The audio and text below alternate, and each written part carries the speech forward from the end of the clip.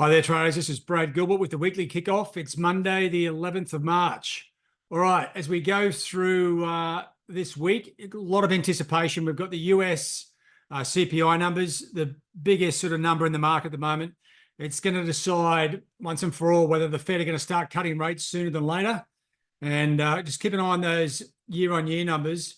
They're going to be huge, right? Anything lower than 3%, the rate cut. The rate cuts will start to be brought forward the way they were pushed back a couple of months. So that's pretty much it. You look at the major currencies. You've got the dollar going down, the dollar index. Dollar Swiss is broken down. Funnily enough, after the non-farm payrolls, we saw a bit of dollar weakness. Well, the usual calamity on the release, but a little bit of dollar strength has just settled. I think the market's waiting for these CPI numbers to come out, right? So it's pretty easy to work out how to play this week. And if I can just change screens. Okay, get back to the calendar. Now, Tuesday's numbers are huge, right? I know we've got UK employment numbers there Tuesday. Really, the market is, unless they're really bizarre, the market will wait for the US numbers. That'll give us the answer to where the dollar's going for potentially the medium term, especially if these numbers are weak, right? So there's no need to rush in straight away. But even following this, right, the CPI could be a tradable event.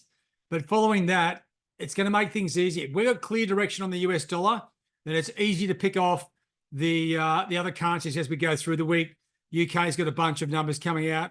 The US PPI, CPI on Thursday. And if I just scroll down a touch, you got Friday. There's a bit of mixed data there from a few different places. But once we have the dollar direction, everything becomes a little bit easier. So keep an eye on your charts. Bit of a risk-off scenario on the equity markets at the moment. It's not exactly clear on the currency, so don't think the markets are by any stretch a little bit normal. Bond prices are up. US yields are down, so a little bit of dollar weakness. But it's Monday in Asia, so not much to go by. But Tuesday kicks off with those US numbers, right? So if you want to be a part of the trading, this is the event, right? And that's where the action's going to be. I'll cover it a bit more tomorrow in a bit more detail to give you the heads up. But trading starts Tuesday, and then you can pick off the rest of the instruments as we go through the week. All right, guys, have a good one. All the best. Cheerio.